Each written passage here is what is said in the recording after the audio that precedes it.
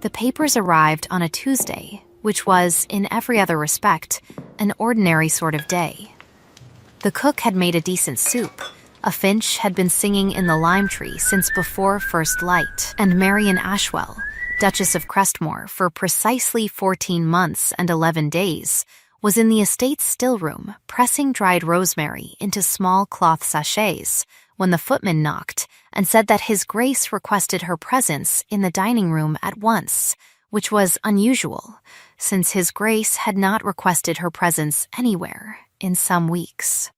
She did not know, as she set down the rosemary and wiped her palms against her apron, that she would remember the smell of it for the rest of her life. Had she known what was waiting at the end of that corridor, she might have taken a moment longer.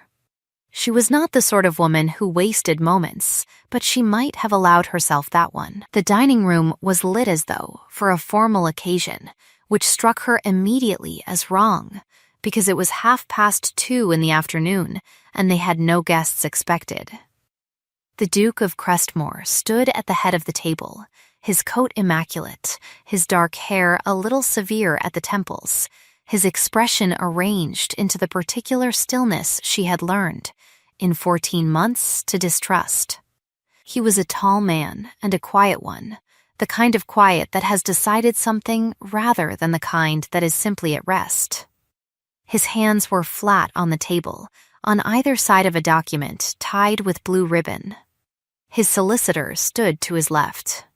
His cousin, Mr. Aldous Vane, stood slightly behind and to the right, his blonde head bowed just enough to look sorrowful without quite looking it. She crossed the room and stopped at a suitable distance.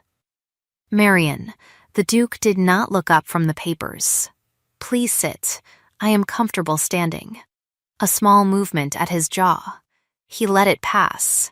Then he untied the ribbon, smoothed the first page, and began to read aloud in the same register he used to address Parliament, even and unhurried, as though reading a list of provisions rather than the terms of the dissolution of her life.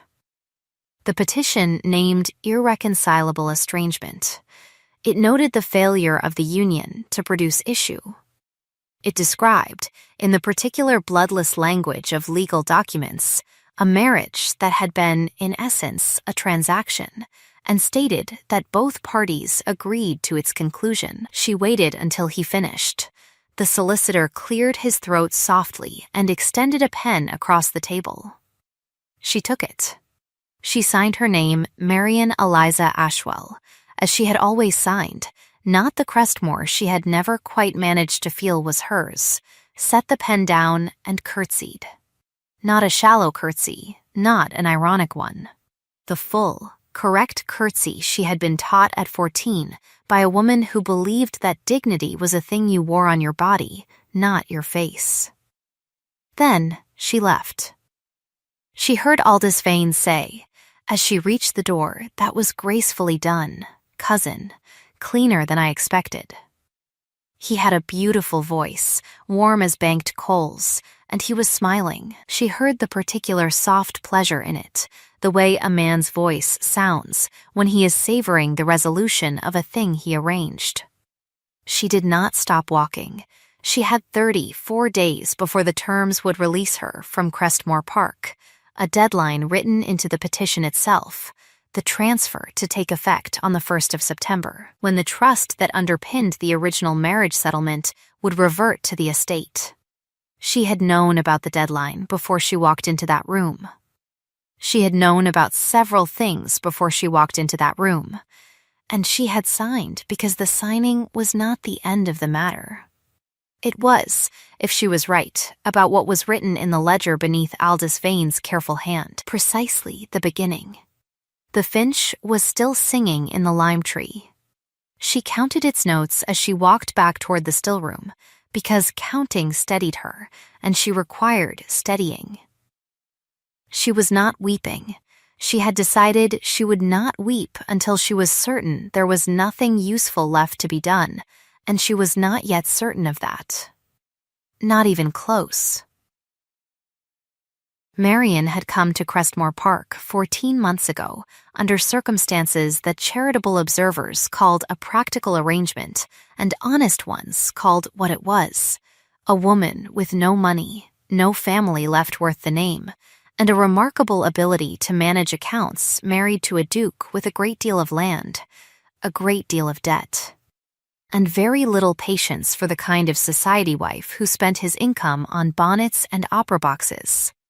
The Duke's first wife had died 3 years prior. He had not, so far as anyone could tell, recovered from it in any way that signified. He was polite to Marian. He was attentive to his estates. He was something she might have called kind, in the way that a well-run institution is kind, efficient, reliable, and disinclined toward warmth as a matter of policy. She had managed his household accounts for 4 months before she began to notice that they did not balance.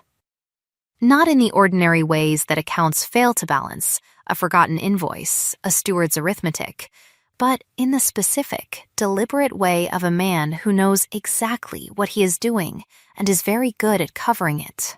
The discrepancies were small, at first, £40 here, 80 there. Then larger. Then systematic.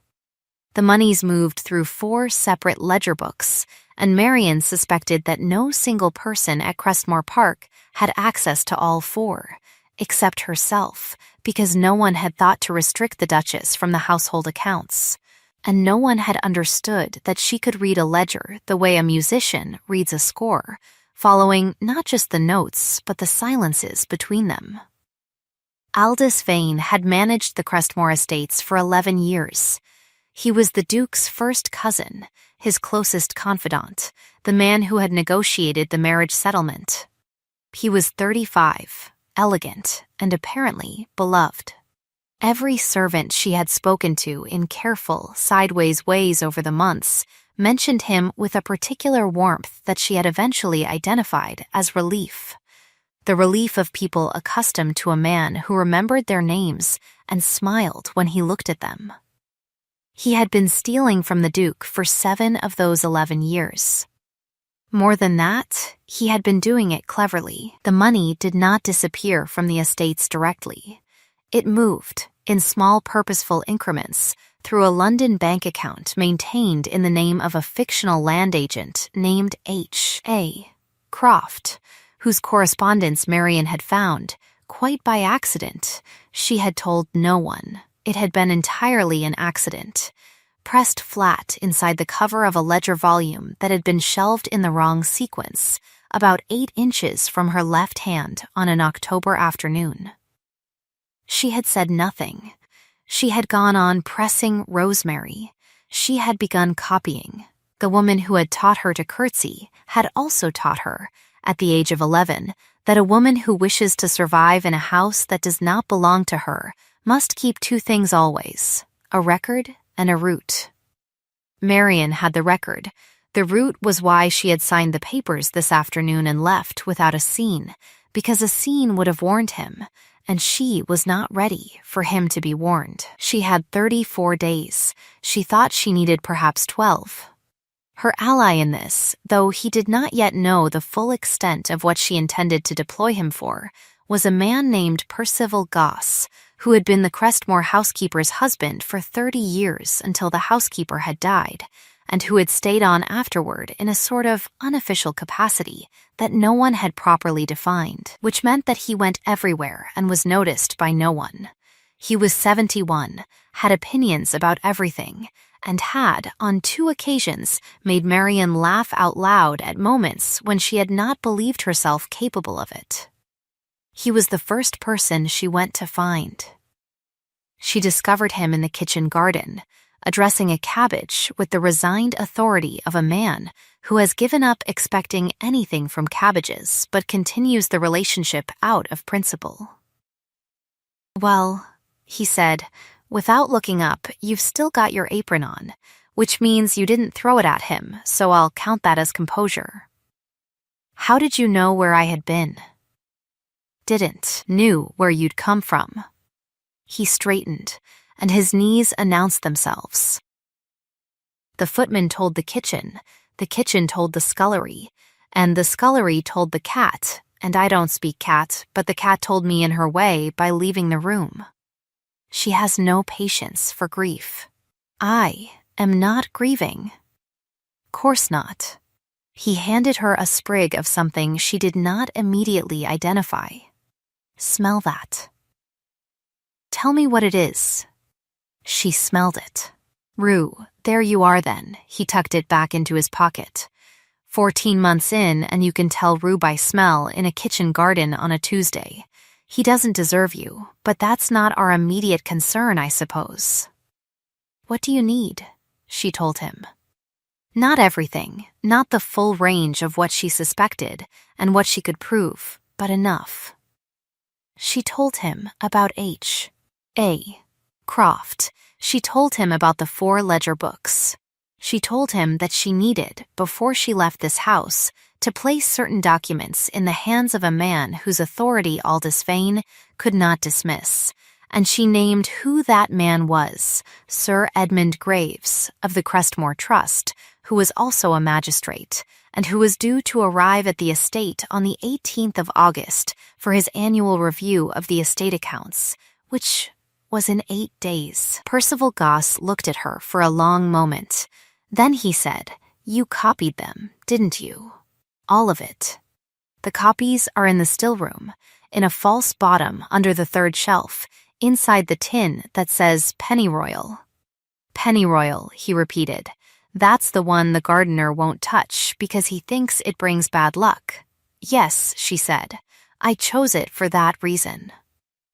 He was quiet for a moment, not the quiet of a man deciding whether to help. She had already understood that he would help, had understood it since October, but the quiet of a man rearranging what he had assumed was happening. Then he said, 8 days is manageable. But Vane will move as soon as he understands the annulment has been signed. He does not yet understand why I signed without argument. He will. By then, she said, it will not matter that he does. She paused. There is one other thing.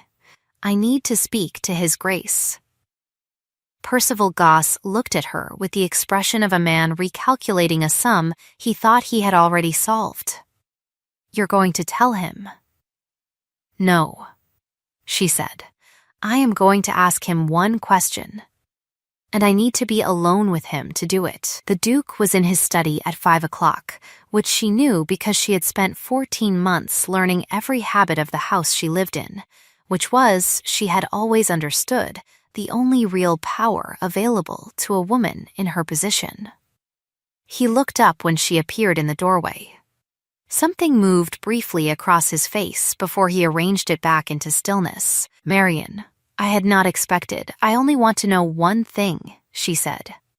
I will ask it and leave and not trouble you again until I am gone from this house. You have my word. He set down his pen. He watched her the way he always watched her, carefully, without expression, the way a man watches something he is not certain he has understood. Ask, did you read the petition before you signed it? A pause. Of course. All of it? The stillness deepened. The material portions. She nodded, once, thank you. She turned to go.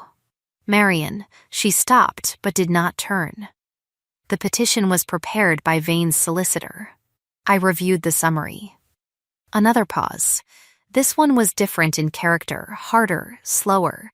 The pause of a man finding a floor where he expected a floor and discovering instead a seam. Is there something I should have read more carefully? I think, she said, still facing the door, that you may wish to review the clause establishing the trust reversion. She paused. All of it. Tonight, if you have time. She heard him reach for the document before she reached the hall. The next 6 days had a particular texture to them. On the surface, they were very quiet, the ordinary August quiet of a country house between the end of the shooting season and the beginning of whatever came after. Marian continued to press sachets in the still room. She took her meals in her own rooms, as she had taken most of her meals for the previous several months, and if any of the household staff thought this newly mournful, they did not say so where she could hear. Beneath the surface, Percival Goss moved. He had a gift, she had observed over many months, for being everywhere and carrying nothing that looked like evidence of being anywhere. He visited the estate office on the pretext of retrieving an old bill of lading from the archives. He retrieved, along with the bill of lading, the keys to the secondary filing room that Aldous Vane kept locked, but that Marian had twice copied documents from in the previous months, and that required, it turned out, a key that Percival had held for 30 years, because no one had thought to ask for it back. "Never lost a key in my life," he had said. When she expressed something like wonder at this, "Man gives you responsibility for a lock, he ought to keep track of it himself." On the 4th day, Aldous Vane appeared in the still room. He was beautiful in the way that some men are beautiful, effortlessly, as though it had been decided for them and required no upkeep. He had the kind of face that made people trust him before he had spoken, which was, she had thought many times, the most dangerous kind of face to have. He stood in the doorway and smiled, which was a thing he did the way other men breathe, without apparent effort. "I came to see how you are keeping," he said. "In the circumstances." "I am keeping quite well." She did not stop what she was doing. "The rue is particularly fragrant this year. I have been drying it, practical, as always." He moved into the room, not quite far enough to be forward, exactly far enough to be intimate. "I hope there are no hard feelings, Marian." The decision was difficult for all of us. "I have no hard feelings." She squared a cloth sachet, corner to corner. "These things happen." "They do." He picked up a sprig of dried lavender and examined it with the attention of a man who finds lavender interesting, which she doubted he did. "I wonder, and I ask only as someone who has your welfare at heart, whether you have given thought to your settlement. The annulment is quite generous, but if there is anything I can do to smooth the transition, I hope you will not hesitate to ask. I have some influence in matters of this kind." She set down the sachet. She looked at him directly, which she had learned was the thing people like Aldous Vane least expected from someone in her position, because invisibility was supposed to come with averted eyes. "That is very kind of you. Not at all." His smile stayed perfectly in place. "You have been an excellent manager of this household. It would be a pity if that skill went unrecognized." A bribe, she thought. Delivered in the gentlest voice in the room. She had known it was coming, had known it the moment she heard his voice over her shoulder in the dining room, savoring the word cleaner. He was offering her something, a reference, an endorsement, perhaps an introduction. All of it contingent on her leaving quietly, without having looked too carefully at the accounts. "I manage accounts," she said pleasantly. "I hope I will always find work in it. Thank you for thinking of me." He studied her for a moment with his warm brown eyes, looking for the thing she was hiding the way a man looks for a coin he heard drop, without seeing where it landed. She gave him nothing to find, because she had spent 14 months perfecting the particular blankness that meant nothing, and it was one of the 2 skills she was most proud of. He left smiling. She counted to 40 after the sound of his footsteps faded, then went directly to the pennyroyal tin and verified that the copies were exactly where she had left them. They were. That evening, the Duke came to the still room. This was unprecedented. The Duke had, in 14 months of marriage, visited the still room on no occasion, and she had spent some energy, in the early months, not finding this worth noticing. He stood in the doorway for a moment without speaking. He was not a man who fidgeted, but his hands, usually still, were turning something over and over, a small, flat key on a silver chain.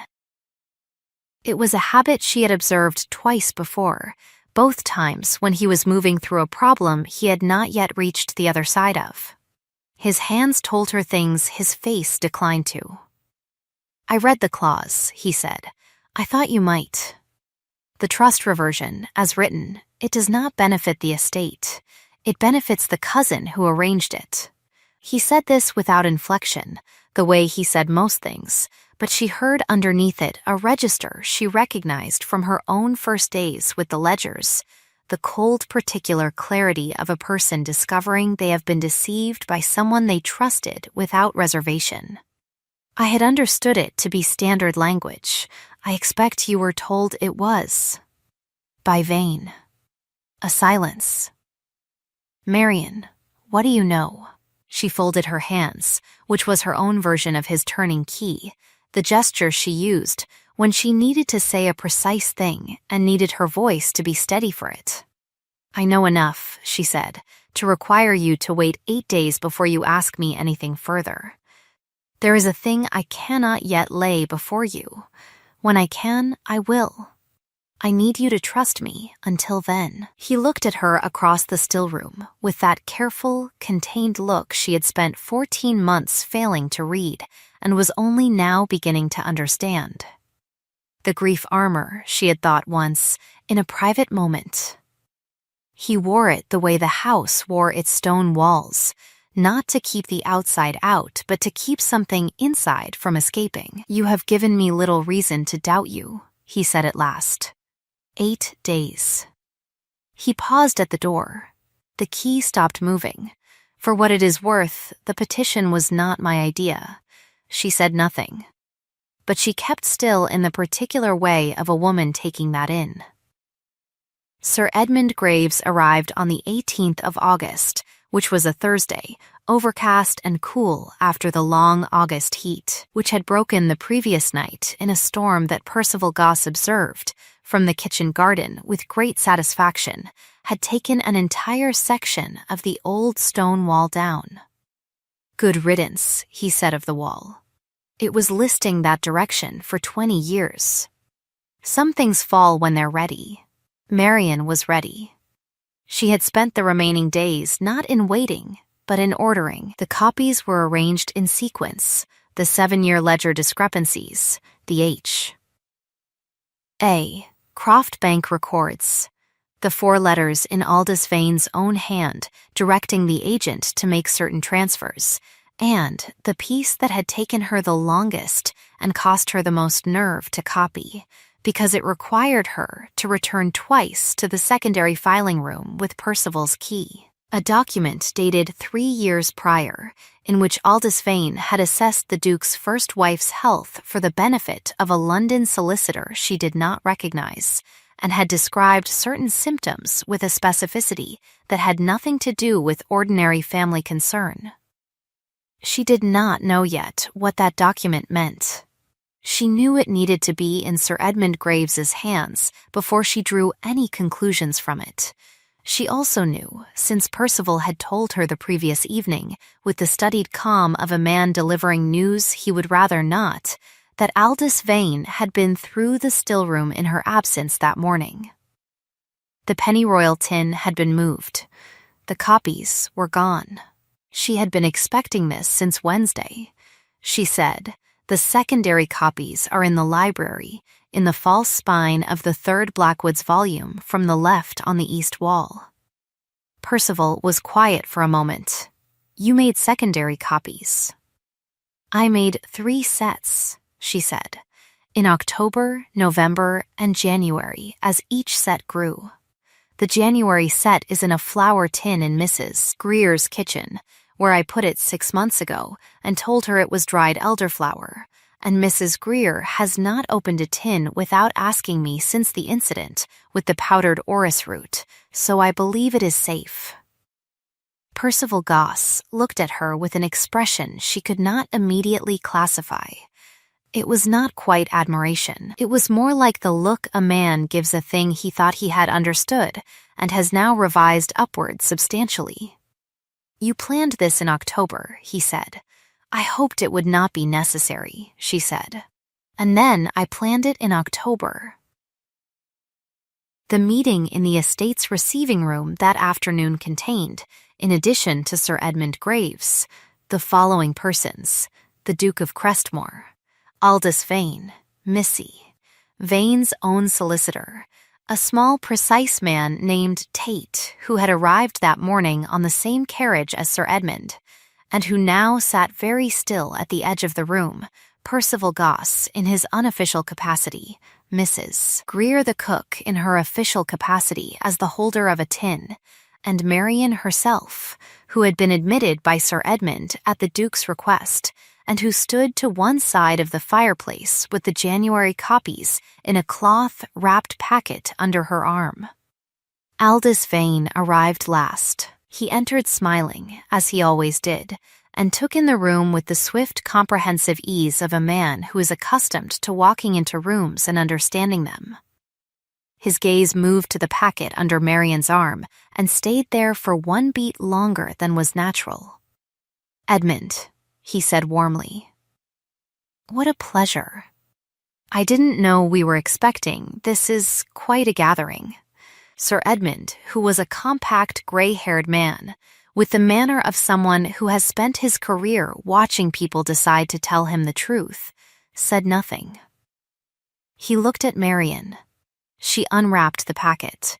She placed the January copies on the table in the order she had established: ledger sequence, bank records, Vane's letters, and the document from 3 years prior, which she set separately to the right. Then she produced, from her apron pocket, a single object that she had been carrying since the previous morning, a small brass key, tagged with a number she had memorized in October, that unlocked the secondary drawer of the filing room desk, and that Percival Goss had pressed into her palm after extracting it, with his usual invisible efficiency, from the ring Aldous Vane had never noticed was incomplete. She set the key on top of the document from 3 years prior. "Mr. Vane," she said, in the same pleasant tone she had used in the still room 4 days ago, the secondary filing room. "Is the desk locked?" Something changed in the room at that point, not in Aldous Vane's face, which remained excellent, but in his hands. There was a stillness there that was the opposite of the Duke's stillness, because the Duke's stillness was chosen and Vane's was forced, and the difference is visible if you have learned to look. She had learned to look. "I don't see what bearing it is locked," she said. "I know, because I have been in it." The drawer accessed by that key contains, among other things, the original account books for H. A. Croft, a land agent who does not exist, maintained at Hartley and Sons Bank in London, through which Mr. Graves, if you would care to look at the 3rd page, you will find that over 7 years, the sum of approximately £43,000 has been moved from the Crestmore estate accounts through various transactions and settled in that account. She paused. "At an average annual rate that precisely matches Mr. Vane's own annual expenditure, which Sir Edmund will have the estate's receipts to hand to verify." The room was quiet. Outside, a pigeon was carrying on about something in the eaves, indifferent to the entire proceeding, which she found useful to note. Sir Edmund was already reading the 3rd page. Mr. Tate the solicitor had developed a particular quality of stillness that suggested he was calculating something unpleasant about his own position. The Duke stood at the far end of the table, and she did not look at him, because she needed to look at Aldous Vane, and looking at 2 people at once has never been possible. "These are copies," Vane said. His voice was still warm. "Almost. Copies can be produced, yes." She removed the secondary copies from beneath the January set and laid them to the left. "I kept 3 sets, in 3 locations. The originals remain in the filing room, to which you now hold the key." She nodded toward the brass key on the table. "I should also note, since Mr. Tate appears to be reviewing his own position, that the third letter, the one dated the 14th of March, is addressed to Mr. Tate's office. The small, precise man went from still to rigid. Vane said nothing. He had stopped smiling.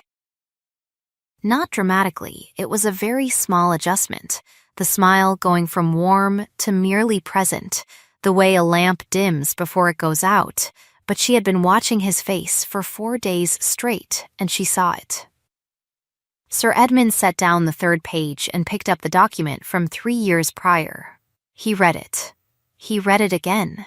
He set it down and looked at Aldous Vane. This assessment, he said, of the late Duchess's health.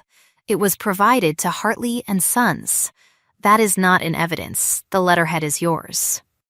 Sir Edmund's voice had not changed in temperature at all, which she found more frightening than if it had. This describes an expected deterioration in health. It was provided, it appears, in support of a financial arrangement. Mr. Vane. He let the silence run. It ran quite a long way. Did you know that the late Duchess's physician contested the cause of her death?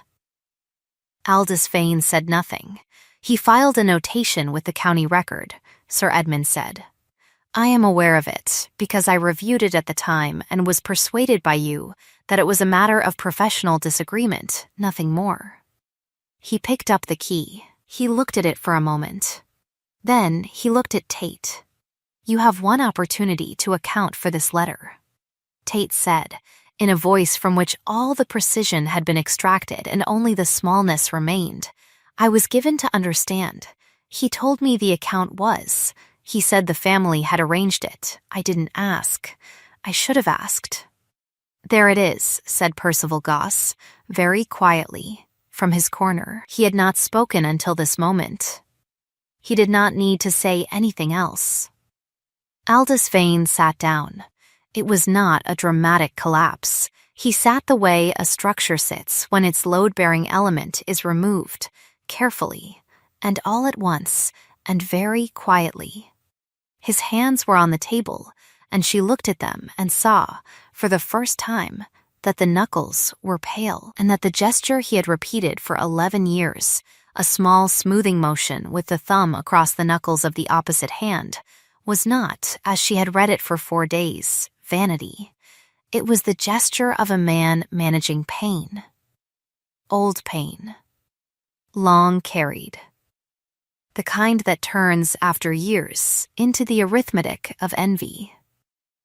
She had not expected to pity him. She discovered that she did, slightly, in the space where contempt should have been, and that she would not say so aloud, because it was not a gift he had earned. Edmund, Vane said at last. His voice had changed character, lost its warmth. What remained was something rawer. I won't. There is no sufficient explanation. I know that. No, Sir Edmund said. There is not. The Duke had not spoken during any of this. He spoke now, from the far end of the table, and the quality of his voice was what she had heard once before, the night of the storm, speaking to his estate manager about the section of wall that had been listing. Quiet, final, like a man assessing a loss he had already begun to account for. Aldous, what did you do to Charlotte? It was not a question. It was not quite an accusation. It was the sound of a man who has placed a key in a lock and is waiting for the mechanism. Aldous Vane's thumb moved across his knuckles. Once she would not have. She was going to tell you about the accounts. She had found. She had your talent for figures, and she loved you better than I thought she did, better than was convenient. It was a very small alteration to the dosage. I told myself she was all ready. He stopped. The thumb stilled. I told myself a great many things. The room held that for a moment, in the way rooms hold things that are too heavy to carry out of them immediately. Sir Edmund Graves said, after a long pause, I will need the county physician and the record clerk. This exceeds an estate matter. He looked at the Duke. I am sorry. That you did not know. That no one, he stopped. looked at Marian, that no one with the wit to see it was in a position to act until now. The Duke's gaze moved, for the first time in the entire proceeding, to her. He held it there for a moment. His hands were very still at his sides. His face was the face of a man who has just learned the full weight of what he failed to understand, and is determining whether he is equal to what that costs. She looked back at him. Neither of them spoke. There are conversations that happen in silence, in this style of house, in this style of marriage, and this was one of them. Aldous Vane was removed from Crestmore Park that evening, not by constables, not yet, though Sir Edmund's letter to the county went by that night's post. He walked out the front door with a small bag and the knowledge that Tate had already begun to cooperate.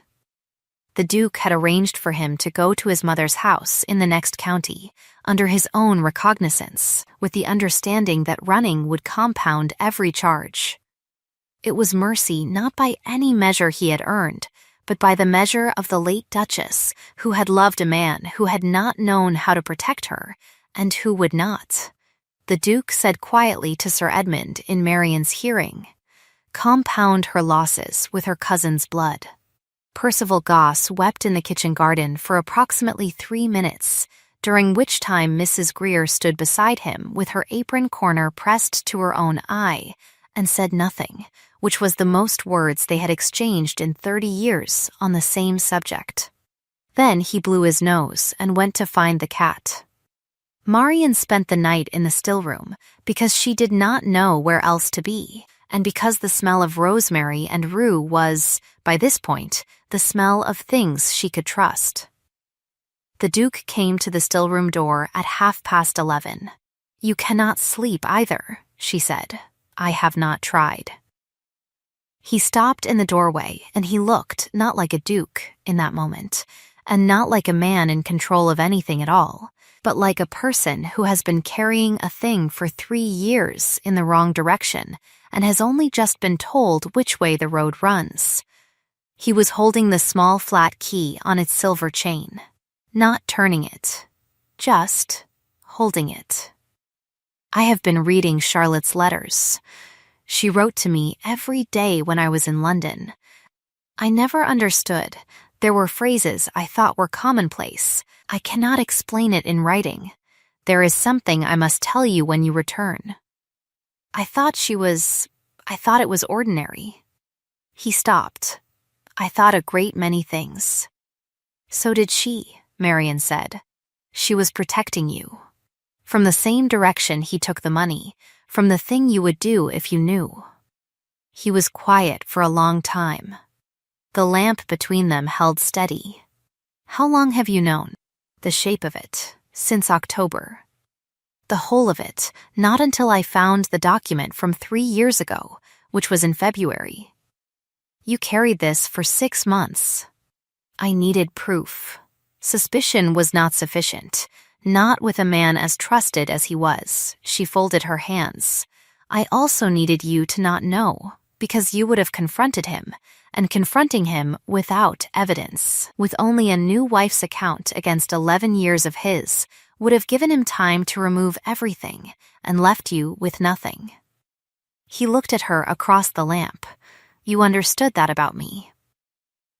In October, I understand, she said carefully, that you act on what you know, and you act alone, and you prefer to put yourself between a threat and everyone else without asking whether they would choose that. A pause. It was the thing about you I found most recognizable. Something happened at the corner of his mouth. A very small thing. It was the first time, in 14 months, that she had seen it happen, and it was, she thought, a thing worth noting that it happened now, in the worst night of his life, at something she had said that was not kind exactly, but was true, which perhaps came to the same thing for people like them. Marian, he said. The annulment petition. He paused. The solicitor who prepared it. I have discovered, after reading the clause, that the terms were not precisely what I was told they were. No, she agreed. If you wished to, if you chose to, the signature could be contested, on the grounds that the framing document was fraudulent. He was choosing his words with great care, which was not his usual mode. He was usually direct to the point of bluntness, and watching him be careful was its own kind of information. I am not asking you to stay. I want to say that plainly. I would not have you stay because you signed a document under false pretenses. I would not have you stay because you are owed a debt, or because it is convenient, or because you have managed this house better than anyone in memory, and I don't know how I would replace you, which is also true, but it is the wrong reason, entirely. He stopped. His hand closed on the key. I am asking you to stay because I would very much like to know what you would become in a house that did not require you to be invisible. And because I think I have been turning in the same direction for 3 years, and you have shown me it is possible to face a different way. He paused once more, and then said, in the same tone he used for everything, level and contained and carrying everything he would not say underneath, marry me because you wish it. It is the only reason I will take. She looked at him for a long time. The lamp held between them, steady and ordinary as it had been all night. Ask me again in the morning, she said, when it is light, and I have slept, and you have, and we have both had the night to be certain. She paused. But yes, if you are asking, in principle, yes. He stood still for a moment in the way he stood still when something was resolving. Then he nodded once and turned to go, and at the door he stopped and said, without looking back, Charlotte used to say the trouble with me was that I kept everyone warm at such a distance that they were cold. I thought it was a complaint. Another pause. I think now she was telling me something. She was telling you something, Marian said. She was very precise. He left. The lamp burned on. She pressed rosemary into the last sachet, one corner to the next, until the work was done. In the morning, when it was light and the finch had started again in the lime tree, he came back and asked her again. She said yes. They were married on a Thursday in October, a small ceremony, as she had wanted, with the library's cold autumn light coming through the east windows, and Percival Goss weeping openly in a way that he called an incident with the dust, and that everyone agreed was very creditable of him. Mrs. Greer wore her second-best dress and brought a cake nobody had asked for, which was eaten entirely. The redeemable rival, a Mr. Fenwick, who had wagered publicly in July that the new Duchess would not survive the season, and who had, on the morning after the tribunal, returned his winnings to the estate's household account with a letter so precisely apologetic that Percival kept it for years, Mr. Fenwick sat in the second row and did not say anything objectionable, which was, for him, a significant personal achievement. He was given a position that autumn on the county drainage committee, which suited him, and he took up the work with the kind of seriousness that suggested a man who has found something worth being earnest about. Aldous Vane was tried the following spring. He was convicted. The sentencing was, at the Duke's explicit request, measured rather than severe, the prison term suspended in favor of a long exile, with the condition that he send back, across several years, whatever portion of the money could be recovered, and that it go into a fund in the late Duchess's name for the medical expenses of the county's poor. There was a moment, at the close of the proceeding, when he looked across the courtroom and found Marian's face among the observers, and she held his gaze for a moment and then let it go, which was all the mercy she could manage, and which was, she thought, sufficient. He was, in the end, a man who had been in the second place for too long, and had let the arithmetic of it eat through him. She did not excuse it. She did not excuse it at all. but she understood, very slightly, the cold mathematics of being always overlooked, always adjacent, always spending more than you received and receiving nothing back. And she understood it because she had lived a version of it, and the difference between her and Aldous Vane was the difference between turning that grief into something you build and turning it into something you take. Tate cooperated fully and was struck from the rolls and took up a position in Bristol managing a small merchant's accounts with, by all reports, scrupulous honesty and a horror of ledger discrepancies that his new employer found excessive but useful. Sir Edmund Graves came to dinner in November and stayed 3 days and declared, on leaving, that he had not spent a better 3 days in a country house in 20 years. He brought a bottle of something excellent that Percival Goss opened without asking, and adjudicated alone in the kitchen as a matter of principle. He was reproved for this. He did not look repentant. In the June following, a warm June, the lime tree out in full noise, the finch at its post since dawn, the Duke came into the still room at 8:45 in the morning, for no reason that he stated, though the reason was visible, she thought, to anyone paying attention. He stood in the doorway and watched her work for a moment. "You are pressing rue again," he said. "It is rue season." She looked up. "You could help.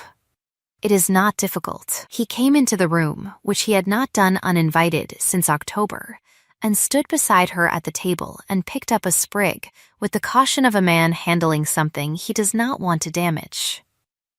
She watched his hands, working hands, she had thought when she first noticed them, hands his rank should not have, and she still thought so, with the additional thought that she was glad of it. He pressed the rue inexpertly, but earnestly into the cloth, and the morning light came in at the west window and lay itself across the table, and the finch outside carried on with its concerns, and she did not say anything, and neither did he, because they had found, over the past 14 months of a better kind, that some of the best of what they had was carried in the silence. She had once said to him, in the very early days of the second marriage, when he was still learning not to stand between her and anything that worried him, "I don't want to be kept warm at a distance. I will tell you plainly when I am cold." He had looked at her with those careful gray eyes and said, "And I will tell you plainly when I am keeping a secret, so that you have time to find the pennyroyal tin." It was the second joke he had made in her presence. She had counted. She intended to go on counting. He pressed the rue into the cloth, corner to corner, and it was not perfect, but it would hold. If this story settled something in you, the particular warmth of a truth brought into the light at last, of someone seen who had been so long overlooked, then come and stay a while longer. There is always a chair kept here, and the fire does not go out. I would love to know, when Marian signed those papers and curtsied and left, what did you think she was carrying? Tell me in the comments the moment you knew. If these firesides are the kind of company you keep, there is a place here for you always. Subscribe, and I will save you the chair by the lamp. Sleep well, and be gentle with the ones who have been counting, quietly, all along.